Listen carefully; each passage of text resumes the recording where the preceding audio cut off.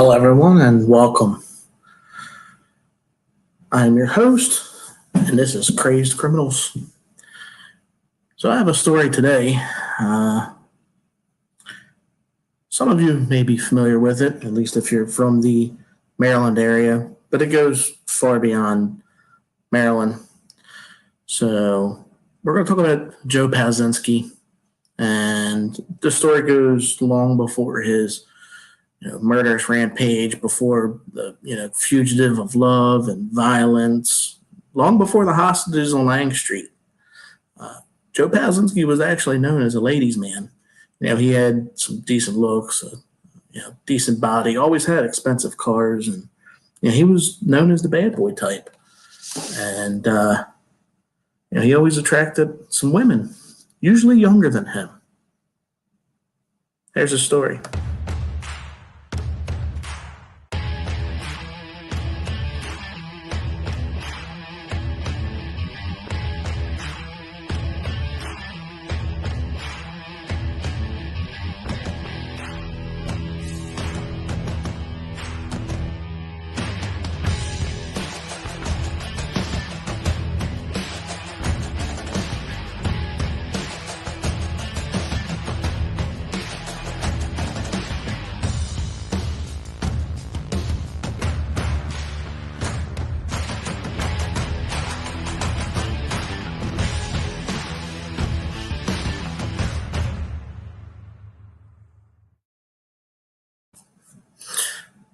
So, as many of you guys know, there was a good bit of time in the year 2000 when Joe Palczynski was out on the loose. But there was 13 years of domestic violence that he led on. And it took many women by surprise. One by one, each discovered the truth of really how dangerous this guy really was. So Amy Gearhart was 15, and when Joby, met her on Valentine's Day, and he wrote in her yearbook in 87. She was 15. 1987, he wrote in the yearbook that he was wrapped around the little finger and he was loving it. They met at Perry Hall High, and he was a senior and he rescued her from her sophomore, obscurities, and she had a claustrophobic life. Now, Joby had some old-fashioned politeness and even convinced Amy's parents that she was old enough to go for a car date. So that June, they went to his senior prom, but that was definitely not all that met the eye. During their 5 months that they were together, Amy had discovered a totally different side to Joby. He had guns stashed under his bed. He had guns stashed in his car. And he actually held a knife to her throat. Now, he told her that he had two personalities. One was calm and rational, and the second one was angry and strange. But nothing could pair her for what was to happen next. On July 24th in 87, she and some other people can still recall that night. She was hanging out with a group of kids in Ocean City. They were all eating ice cream, just having a good old time. They were spending a week in a condo with their friends. And, Amy didn't expect to see Joby there at all. So she was feeding one of her friends ice cream, just off of a spoon. And then she spotted Joby coming towards her. Without any explanation, Joby knocked her to the ground and started beating the crap out of her. So when police got there, Joby grabbed Amy's hand and squeezed it really hard and told her, "Do not say anything." And she listened. But meanwhile, Joby told the police that he was looking for his ring and his watch that he had lost in the parking lot. So after the police left, he told Amy to go walk towards the beach. And she had to take a friend. and it was her friend's 14-year-old brother. He said he needed a witness. I don't know exactly what he mean by he needed a witness, but he needed a witness. So on the beach, he forced the two to hold hands and walk in front of him. So he was kicking them and he was hitting them just to keep them moving. They walked to the Delaware line, at least about a half a mile or so from where they were, and he was screaming at Amy for losing his ring, and she ruined his life. And then he interrogated Jason about who Amy was hanging with. Where were the boys and where were the girls? Where were they sleeping at in the condo? And who had Amy spent time with that week? Finally, he forced the two to sit on their hands, cross their legs, with their backs to a chain link fence where he paced kind of back and forth. And he ordered Jason to hit Amy. And he refused. So he grabbed Jason's hand and he began to hit her in the chest with his hand. And at one point, Amy told Jason, who was really small, he was pretty thin, he wasn't a big guy at all, just to take off, just to run. That's just to go, get away. And that's what he did. He ran. He took off. And then when Amy was there alone, he told Amy, you need to choose your death. You're going to die by drowning, choking, or beating. And then he threatened to kill her family. Amy was pretty upset about that, and he started beating her in the chest. So she finally broke free, and he ran over and she saw some fishermen and grabbed the flashlight and shined it on herself. But Joby, told the fisherman, there was nothing to worry about. He walked over there nice and calm. It's like there was nothing going on. He was just, really cool. That was the number one Joby who decided to come out on that.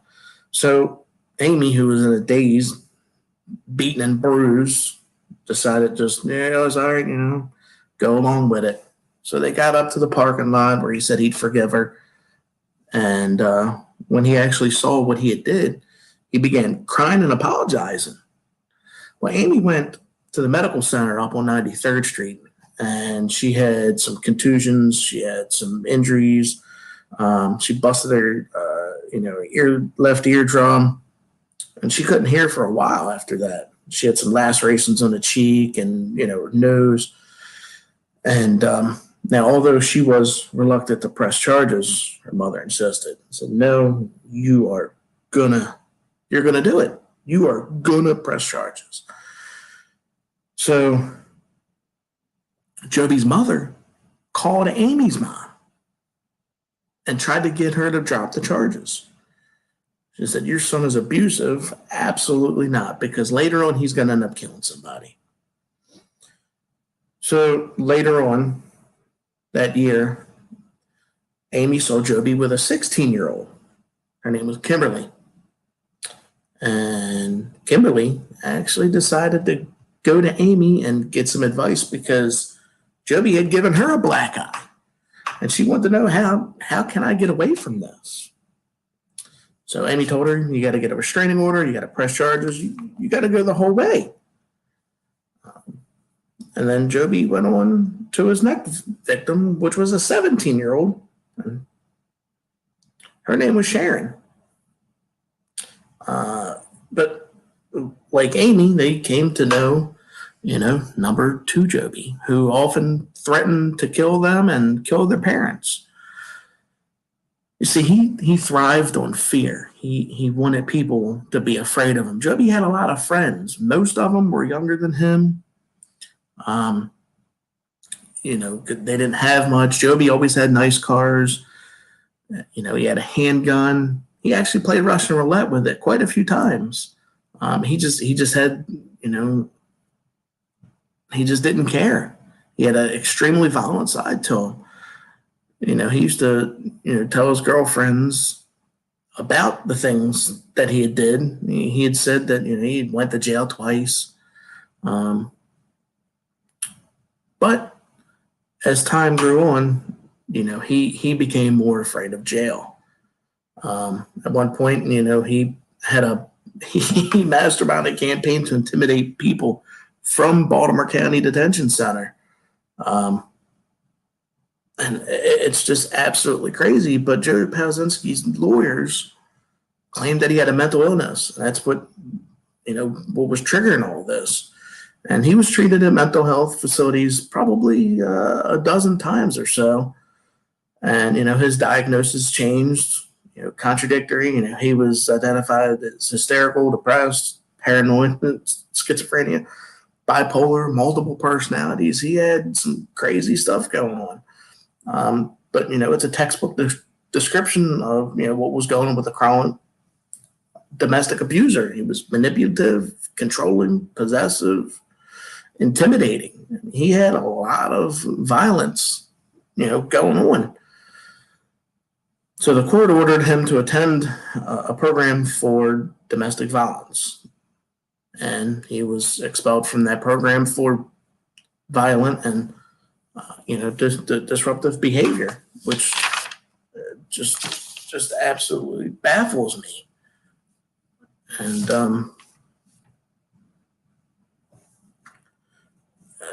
I just don't understand how people in life can be that violent. So Kimberly, it all started in October of 1987. So we're going back a few years.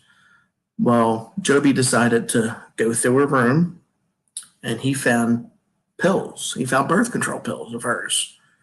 And he was angry about that because he didn't want her to take birth control pills. So he decided that he was going to slap her around a couple of times. And then he punched her in the stomach, knocking her down to the ground. And he said that he would do it again if she didn't listen. So in 88, and on February 21st of 88, Joby pulled Kim into a bathroom at his house, which was owned by his grandmother, and he wanted to have sex with her. Well, she refused, and he became extremely angry. Punched her a couple times, and then he went into a closet and he got a razor blade. He proceeded to tell Kim, if you don't come here and talk to me, basically I'm going to beat you some more. And he didn't care if his grandmother was there. But he was convicted later on of beating Kimberly, and he was sentenced to 2 years supervised probation. In January of 89, he was still facing Amy Gerhardt's charges, and he pleaded guilty by reason of insanity. And a psychiatrist found him competent to stand trial, where he was later sentenced to 4 years in prison, where he went to Hagerstown. He served 2, including some time for an attempted escape. He received, counseling all the time, and but he was described as having deliberately sought out dangerous situations, consistent with a fantasy identifying as a Rambo-like hero. Palczynski at 22, when he was released from jail. So in 91, he returned home and he was living with his mom and his stepfather. Got a job part-time working at a athletic supply store, and he took some lifeguard courses and he did some construction work. And according to a mental health report, life at home was strained. His parents highly disapproved of him dating these high school girls. Well, you're 22. So by August of that year, he moved into an apartment with 2 other roommates. He was dating a 17-year-old. Her name was Sharon. And in September, less than 6 months after his release from jail, he was warned by the assistant principal, do not step on this school property. And later he was arrested for attacking Sharon there. And, he threw her on the ground. He basically beat her up. So out on bail, he was ordered to not have any contact with Sharon. None whatsoever. But he kept phoning her. She complained that he threatened to blow her brains out if she didn't drop her charges against him. He also purchased an Inland M1 30 caliber rifle from Edgewater Pawn Shop, and he told his friend George, who thought he was just talking big, wasn't even a big deal, that he was going to use it to shoot people at Sharon School. So at that time, Sharon found out and filed additional charges describing the threatening phone calls, and he was later arrested. He was held at Baltimore County Detention Center when staff there decided that his behavior called for a psychiatric evaluation. He was sent first to Franklin Square Hospital and then to Spring Grove State Hospital. At Spring Grove, he was initially diagnosed with having bipolar mood disorder and possibly depression. But on December 16th of 91, which was only 2 days after he arrived there, he escaped. And he fled the entire state. Gone. A month later, he surfaced in Gooding, Idaho. That was because a woman had filed a complaint against him for assaulting her 15-year-old daughter and threatened to kill the girl's parents, threatened to kill the girl's brother and family. And in the police report, and a couple newspaper articles found the accounts of the event, Maryland State Police was alerted and alerted Idaho that Palczynski was believed to be hiding out there. He was unstable and possibly armed with multiple weapons. So on January 17th, he decided to barricade himself alone in an apartment and told police negotiators that he would kill himself and shoot people in a nearby parking lot if police decided to come in. 16 hours later, the SWAT team hit the apartment, and he was eventually arrested, and he was returned to Maryland. And he now faced many charges violating federal gun laws, battering, threatening Sharon, and escaping from Spring Grove. And any conviction at this point in time would definitely send him back to prison, unless he was judged legally insane. And in the course of his evaluation, Palczynski told the federal psychologist that he had illegally purchased a gun at a pawn shop and he wanted to kill ninjas who were trying to kill him. When he cut his wrist twice, once was actually deep enough that he needed stitches, he told the psychologist that a voice had told him to do it. But he later would tell his other girlfriends that he had cut himself to fool the system. So he knew what he was doing. He knew what he was doing. And his plot worked out. The psychiatrist diagnosed him with schizophrenia and paranoia and all that other good stuff. And 15 months later, after a court ordered him treatment at a number of government facilities, Palczynski appeared to have made a complete recovery. And that was according to another psychiatrist. The 25-year-old condition was now extremely stable, no evidence of bizarre behavior or anything to that. And he had been off his medications for a while. But later, his lawyer would speculate that his client had kind of tricked the doctors into releasing him. But Joby's mother maintained that he had remained stable, no medication, he had been stress-free, nothing was going on.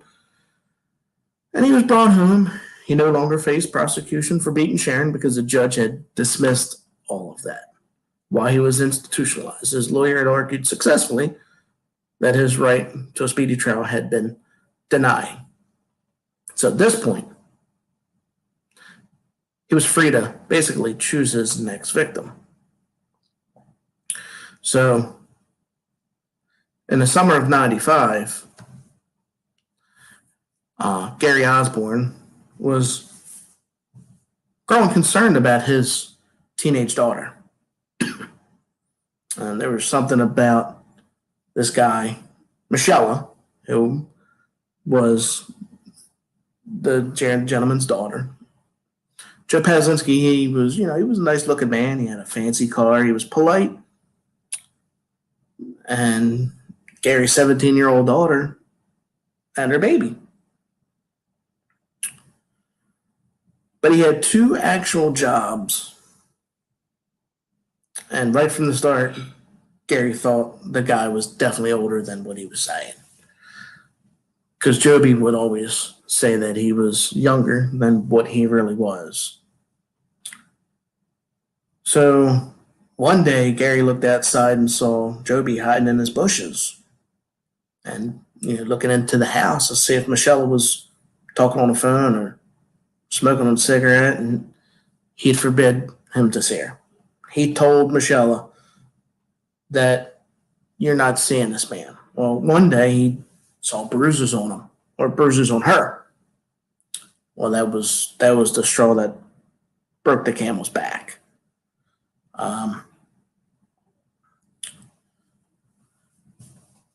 So Gary questioned Michelle about it.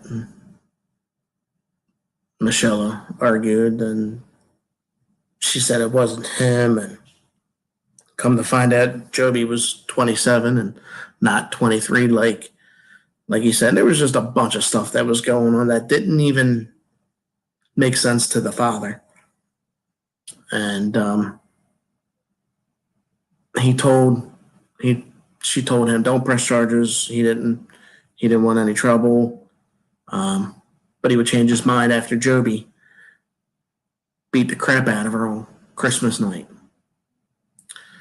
So she had spent the holidays with Joby, and she was visiting his family as well as hers.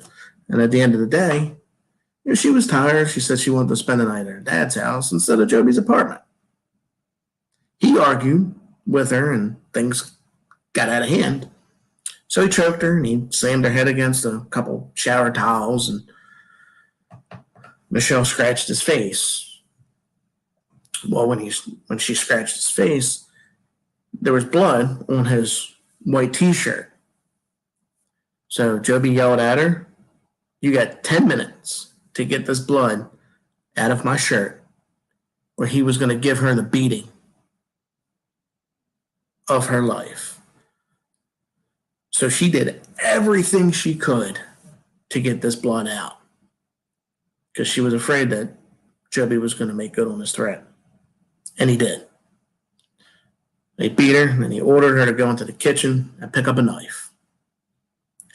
Then, putting a cloth over his hand, he took the knife from her and said, I can kill you right now. My fingerprints ain't even on the knife. And he said, all I got to do is tell the police that you tried to kill me with the knife, and I killed you in self-defense. So the next morning, everything seemed to be calmer. She begged him to go to work. She told him over and over that she loved him and that she would never, ever leave him, no matter what happened.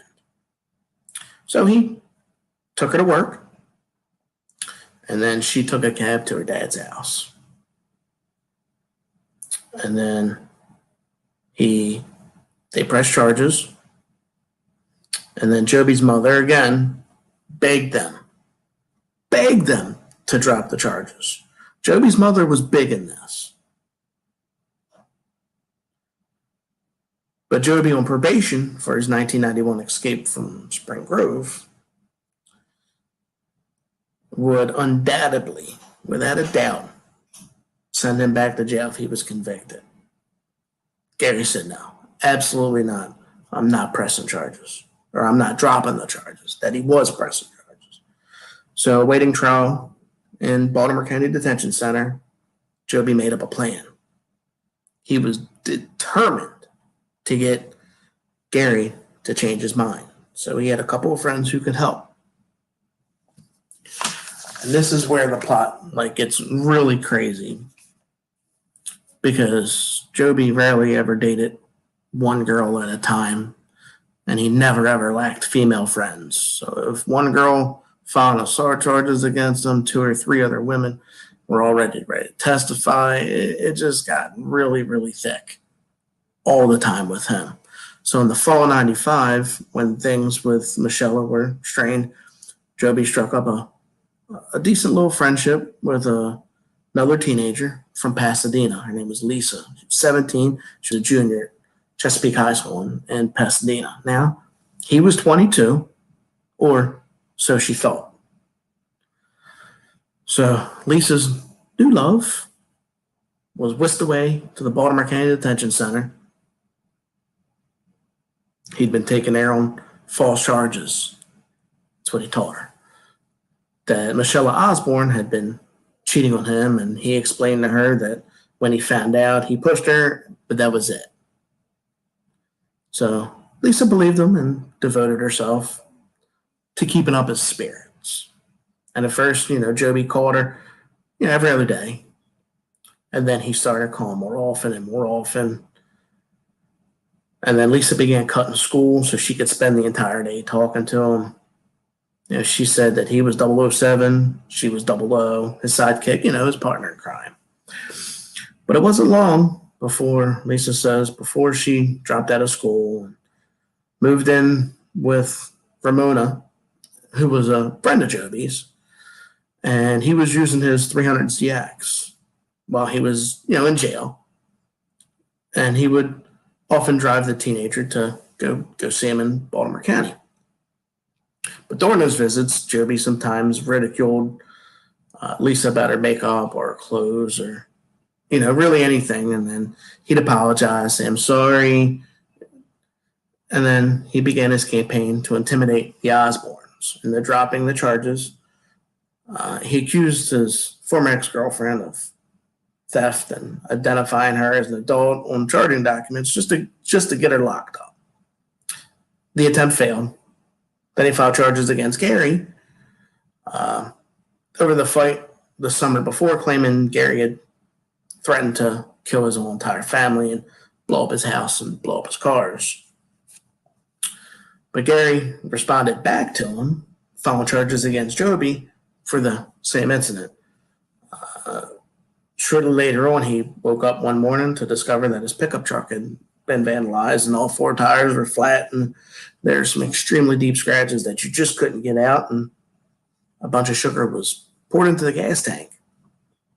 So they still didn't drop the charges at all. So Joby had asked Lisa to accuse Gary, threatened to blow up her house and kill her if she dared to testify on Joby's behalf. And he told her, Lisa, you're going to do it, and you're going to do it now. Joby was yelling over the phone one afternoon, and he told her, you're going to do it, absolutely. You have my car, and you're riding around in it. You do it now, or I'm going to kill you. You have 15 minutes to get down here. I pick up the papers, and call me when you do it. So she pretended to do it, pretended to file charges and faking signatures and all that other stuff. But Joby wasn't stupid. He saw right through it. He says, do you think this is a game? And if you don't do it, I'm going to kill your family. So on April 9th, 1996, the 17-year-old drove Joby's car to the district court to file charges against a man she had never met.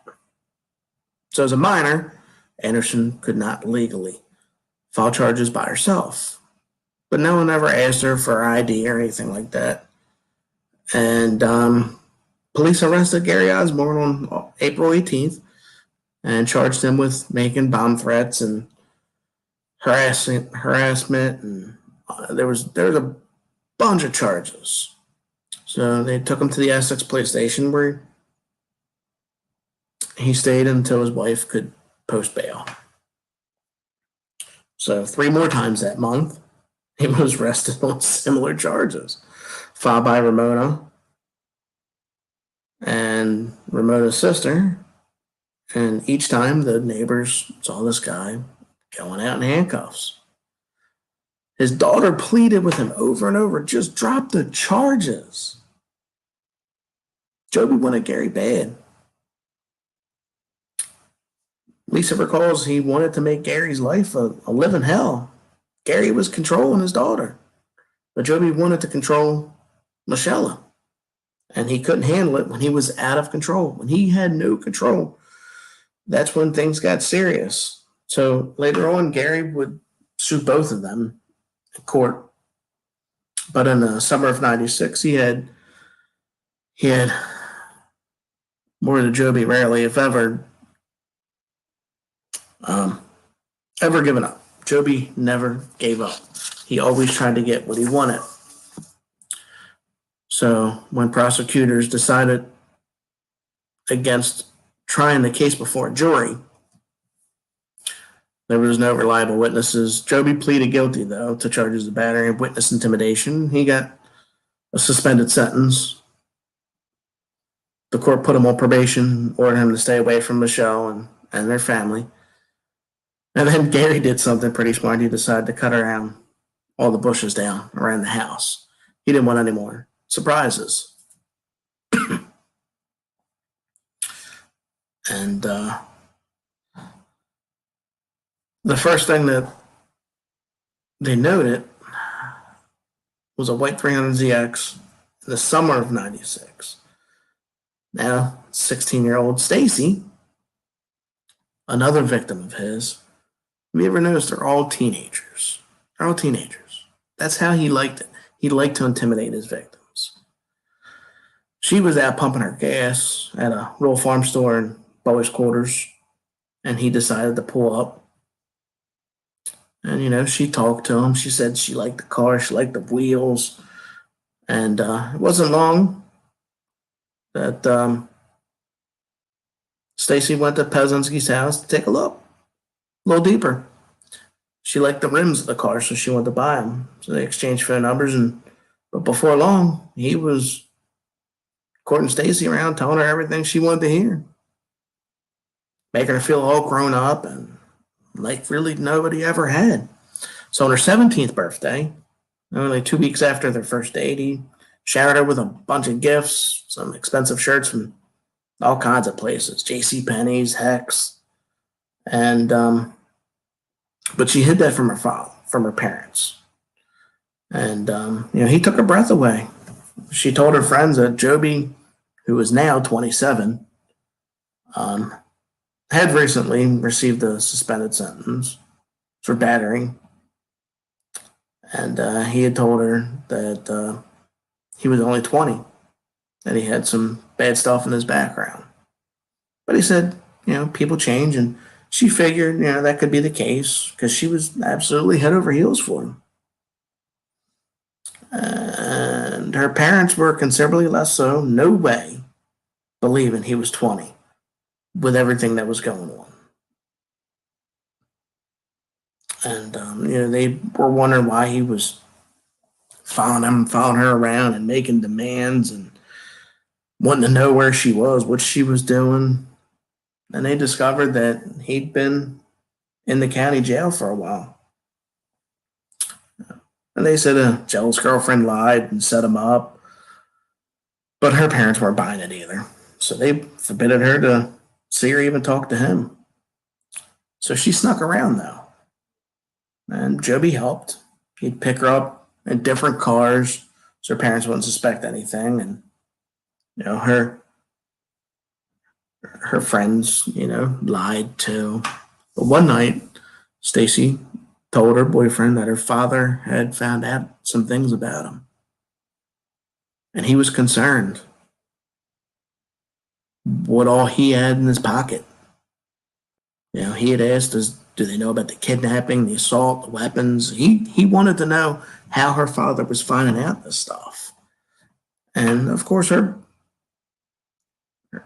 she said that I have no idea. And at that time, Joby's told Stacy to start taping her parents' phone calls. He needed to find out how much they knew and where they were getting it from. And he said, I'm going to find out your dad's source. So he ain't pulling nothing on me. He's going to make me move to phase 3. And he said he didn't want me to do that. I'm going to start putting him under surveillance. So Joby was going to put Stacy's parents under surveillance. And he was really possessive, really possessive. He didn't want her to spend any time with any friends. He often took her out of school just so he could be with her. And there was a rule about returning his calls. If he paged her, she had better get in touch with him within 2 or 3 minutes. 2 or 3 minutes, where there's going to be severe consequences. And she felt ambushed by his anger. And one time, Joby pulled a cigarette from her mouth and grabbed her by her neck and slammed her against the wall. And another time, after a phone conversation, Stacy said she didn't want to see him anymore. She was tired of Joby ruining his life. His mood swings were just unpredictable. And he just couldn't control any of his anger problems. So in August, Vince Colada told Joby to stay away from his daughter. Came out and said, stay away. And in September, he filed a petition to prevent him from having any contact. And in November, the collatus got lucky. Joby went to jail. His convictions in the Osborne case violated the terms of his probation on the 1991 Spring Grove escape charges. So the judge sentenced to have him serve 3 years, saying this man is dangerous. He's out there hurting people, and I can't believe any human being can make so many mistakes and be given so many chances and just not appreciate it. But Stacy still believed they belonged together. So from jail, from the Eastern Shore, Joby told his mother to hand deliver a letter to Stacy at work. So Pat, Joby's mother, stood in the aisle of the Safeway while the teenager read it, then took it back. She had promised her son Stacy's parents wouldn't get their hands on it.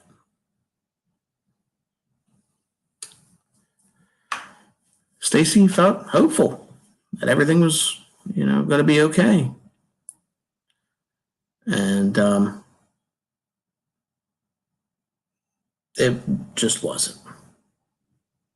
And at that time, strange cars started racing past her house. Green Mitsubishi started following her around, parking in the parking lot at night when she left work, and often followed her home. She found notes on her windshield with cryptic messages and numbers meaningful only to her and Joby. And she received a bunch of hang-up phone calls. So Stacy's mom decided to collect names, license tags, dates, incidents, papers, pretty much anything that could do with this crazy psychopath. She need not have worried when Joe Palczynski was released from prison on June 20th in 1998. Stacy joined the ranks of her former girlfriends. Her photo was just another among many. Joby got a new car. He got a Mazda. He was, romancing a young woman he had met in the checkout line at a Super Fresh. That was Tracy Whitehead.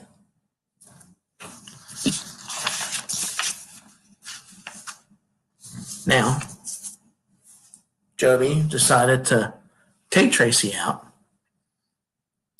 on their first date in the summer of 98. Now, Tracy was looking for some attention.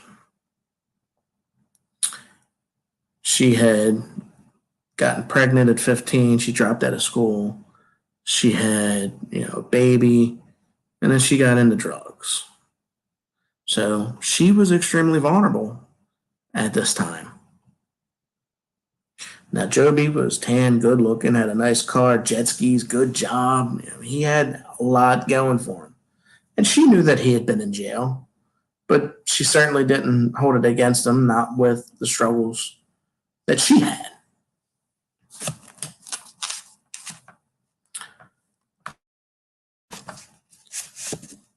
So Joby seemed determined, to help get her life back on track. He had never loved anybody like he loved her. Soon they were sharing an apartment. With his encouragement, Tracy didn't miss a day at work. She worked at Dante's Frozen Pizza for a whole year. She had no doubt she was stepping up in the world. There was a lot of good things going for her. At that time, she started, gaining some weight back. She was saving some money, which she would spend on her family. And he gave her a ring and bought her a necklace with number one mom on it.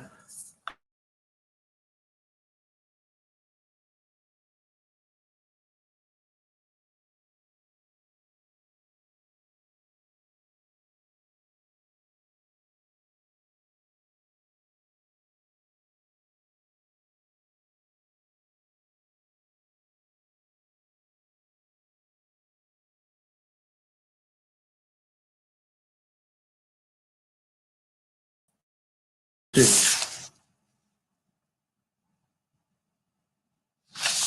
Joby started, getting violent with her, and things started turning bad.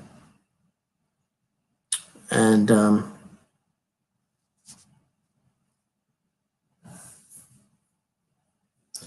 one day, she decided to tell him that she had cheated on him. Well, at first, Joby had told her that he had cheated on her. And then he said that cheated on her. She said she cheated on him. She stormed out. She left. So she got to a bar, and he decided that it was a good idea that he start throwing her stuff out of the house. So when she got home, she saw that her shirts, her dresses, her underwear slashed, ripped to pieces. At that point, she said it was time to go. She decided to leave for good. Nessie Tracy had been promoted to assistant manager at work. She had been drug-free for over a year and a half. And of course, Joey was always trying to take credit for it. Finally, she was able to, live on her own. She could live free without him. So for the next 3 weeks, Tracy had saved her paychecks and combined rental notices until she was able to find an apartment she was able to afford. But she realized that the place wouldn't be ready for a week. So she asked her manager at work, Gloria, that she worried Joby would flip if he discovered she was leaving. So Gloria was also concerned. She had remained in a bad relationship too long. She told Tracy you had been there way too long and didn't want her to make the same mistake. So she said, why don't you come stay with me for a week? So Tracy walked home, started to pack while Joby was at work. And that's when the nightmare began. She was in the apartment for only a little bit of time and the phone rang. and it was the store calling to alert her to tell her that Joby was looking for her. Now, she could hear Joby's voice in the background, and they were only right around the corner at that point in time. So she grabbed 2 bags, leaving the door open. She hid underneath the front steps. A split second later, as she crouched down, she was shaking. He came towards the steps, screaming her name. "Where are you going?" He demanded as he found her sitting underneath the steps. She said she got her own place. And he said, "Where? Where are you moving to?" Tracy obviously didn't want to tell him and said that she was just staying with Gloria.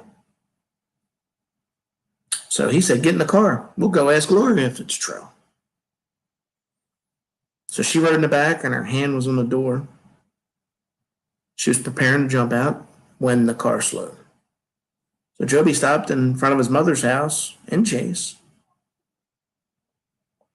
Because sometimes when there was trouble, Joby would go to his mother's house to use her as, a referee to help work things out. Now, locking the doors, he hit her in the face, he kicked her in the ribs, and he beat her and told her, "You're not going nowhere." He told her to call work and tell them that you're not coming in today. So when she called work, Gloria picked up the phone, and she's not stupid. She said, "Are you okay?" "No," Tracy replied. And she said, "Do you want me to call the police?" Tracy said yes.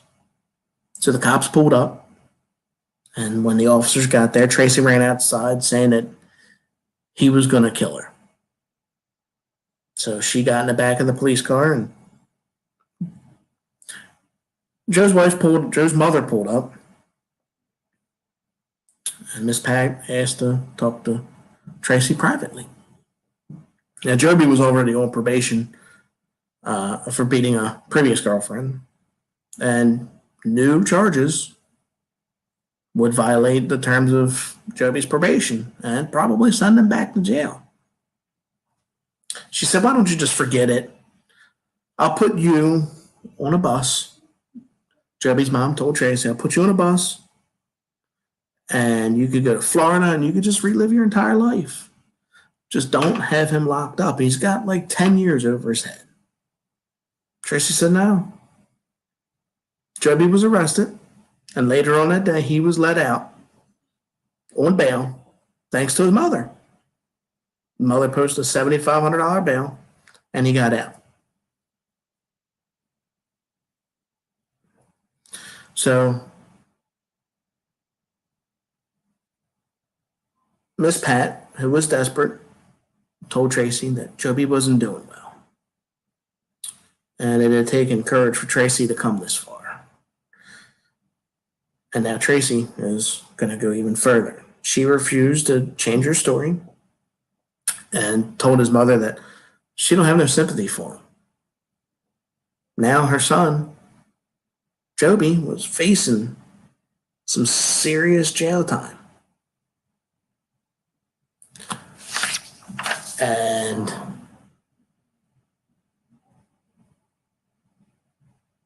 it's just absolutely amazing.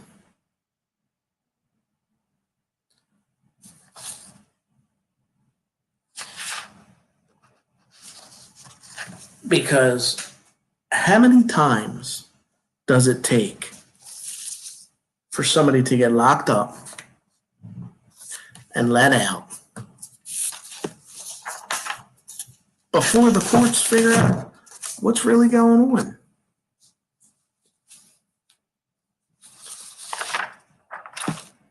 I just don't understand how any of this makes sense, because now this guy has been locked up multiple times for what I'm about to tell you happened next. So on March 7th of 2000, Joby goes over to Bowler's quarters to Gloria's house. She sees he breaks down the door and he's got multiple guns in his hand. That's where George and Gloria Shank, they're 49 and 50. He shot George and Gloria and then kidnapped Tracy.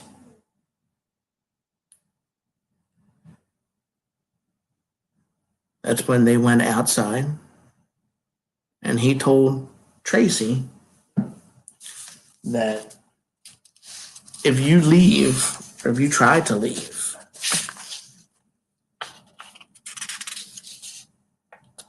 I'm going to kill you too.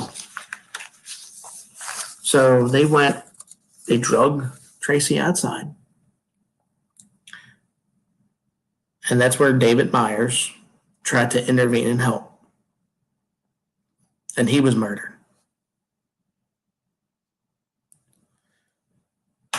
So for 10 days, a manhunt went on looking for this guy.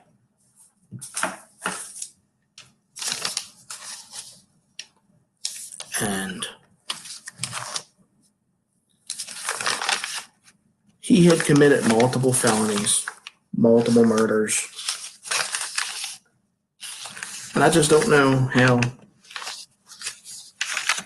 he could really get away with any of this.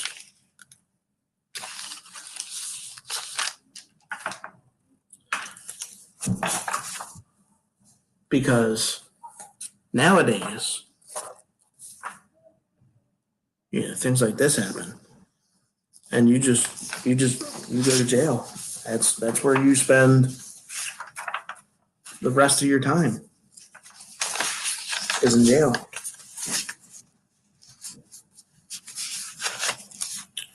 Now, Joby, after he killed them, they went off and he took her under a tree.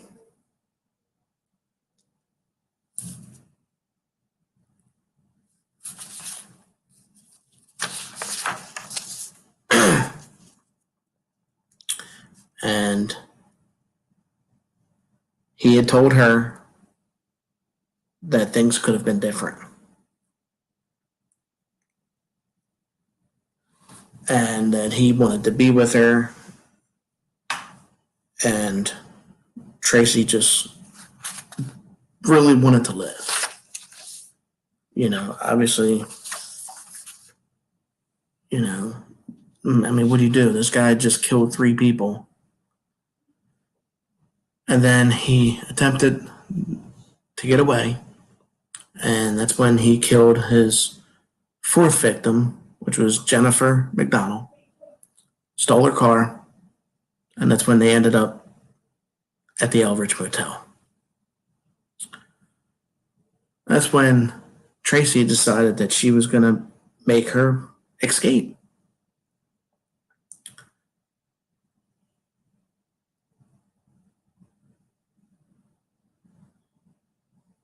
So a police car pulls up and she runs towards the police car and he runs the other way, obviously scared that he's going to go to jail. And she knew that the guns were in the car, so there was no way that he was going to be able to hurt her. So he got down to Virginia. And that's when he carjacked another gentleman and drove him back to Baltimore. And that's where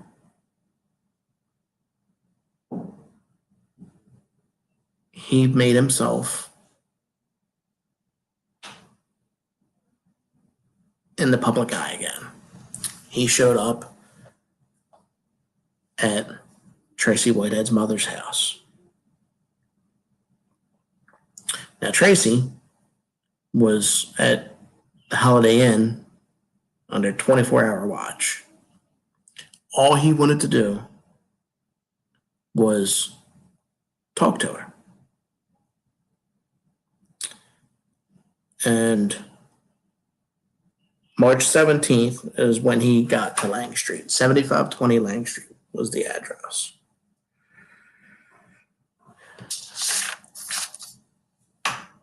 And all he wanted to do was talk to Tracy, and he'll give the hostages away.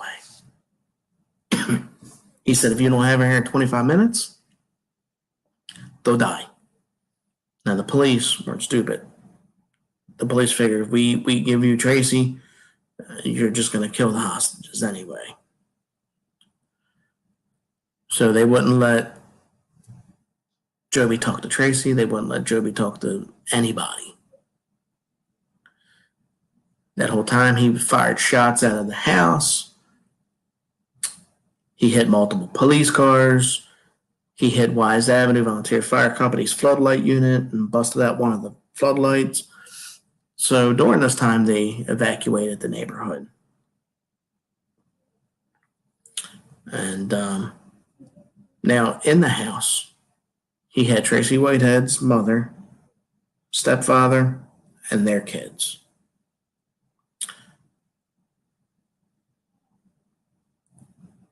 Four days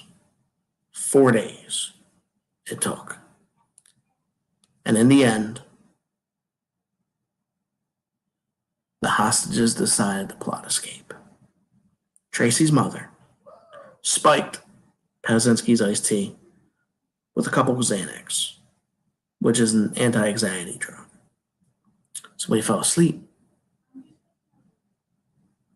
she and her boyfriend, Andy, escaped through a window. Now, they left their 12-year-old son behind.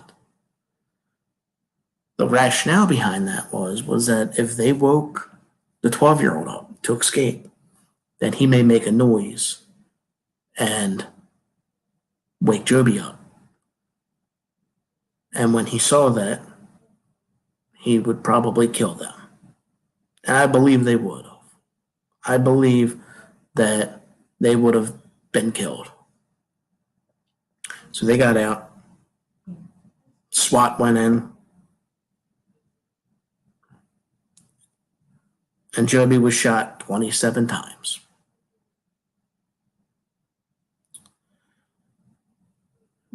Another team went in and rescued the boy. It was simultaneous. So that was March 21st. At that time, an officer came into Tracy's room and interrupted her Yahtzee game with the news that her family was safe. And she inquired in Joby, and they let her know that Joby was dead. Now, I will say that I chose that to be the first episode because I was actually on the triple homicide scene. And it was one of the most scariest things in the world because you're on the scene where there's 3 dead people, ton of cops. And the guy who did this was nowhere to be seen. Now, I was a senior in high school. I was also an EMT. And the only thing that I could think of is, when I leave the firehouse or when I leave my house or, when I'm at school, is this crazy guy going to be waiting around here somewhere?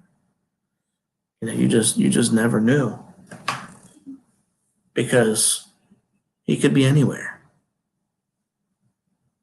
And that really, really, scared me quite a bit because you just had no clue what was going on.